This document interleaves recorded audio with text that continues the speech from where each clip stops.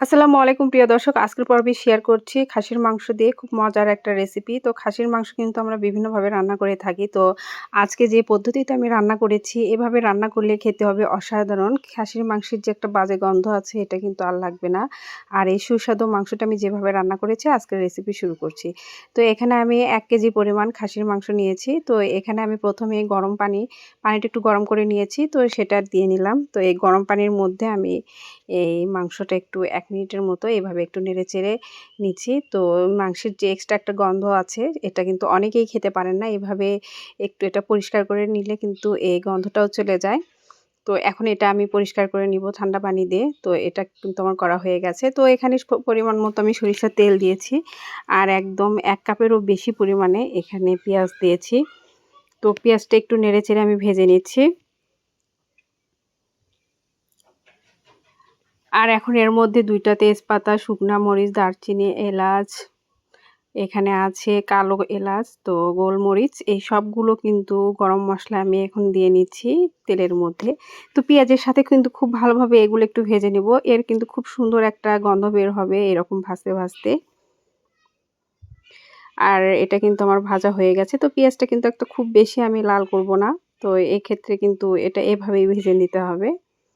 তো এখানে আমি শুকনা যে মশলাগুলো আছে এখানে দিয়ে নিয়েছি হলুদের গুঁড়া, মরিচের গুঁড়া, লবণ আর এখানে ধনিয়ার গুঁড়া আছে। তো এগুলো সবগুলো আমি গুলে নিয়েছি একটু পানি দিয়ে। তো এই সবগুলো মশলা এখানে আমি দিয়ে নিচ্ছি।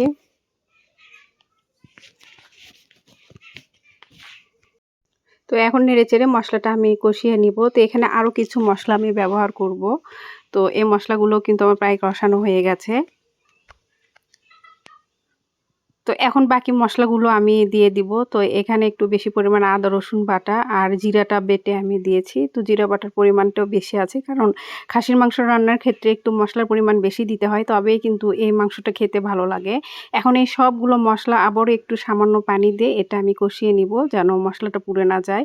আর মশলাটা কিন্তু অবশ্যই ভালোভাবে কষিয়ে নিতে হবে, তাহলে কিন্তু এই রান্নাটা খেতেও কিন্তু অনেক বেশি মজা হবে।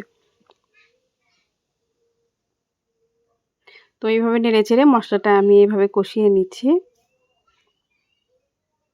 আর এটা কিন্তু প্রায় আমার কষানো হয়ে গেছে। উপর থেকে কিন্তু তেলটা উঠে এসেছে। তো এখন এই মাংসগুলো আমি দিয়ে নিব। তো এখানে সবগুলো মাংস আমি দিয়ে নিচ্ছি। আর এখানে যে গরম মসলাগুলো ব্যবহার করেছি, সাদা এলাচ আর হচ্ছে কালো এলাচ, এগুলো কিন্তু আমি একটু থেঁতে করে নিয়েছি। তাহলে কিন্তু এর ফ্লেভারটা খুব সুন্দর বের হয়ে আসে।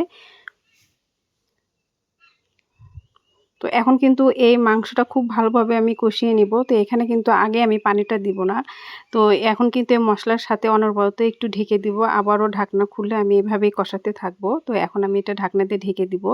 আর এখন চুলার আঁচটা কিন্তু একদমই লোর থেকে একটু বেশি দিয়েছি। কারণ এটা মিডিয়ামে আছে মসলাটা আর এই মাংসটা কষিয়ে নিতে হবে। তবেই কিন্তু ভালো লাগবে খেতে। মাংসটাও সিদ্ধ হয়ে যাবে আর এটা কিন্তু কষানো খুব ভালো হয়ে যাবে। আবারও আমি ঢাকনা দিয়ে ঢেকে দিয়েছি। আর এখন কিন্তু একদম আমার পানিটা টেনে গেছে মাংসের ভিতরে যে পানি ছিল। আর এটা একদম আমি ভাজা, ভাজা করে এভাবে একদম ভুনা করে নিব।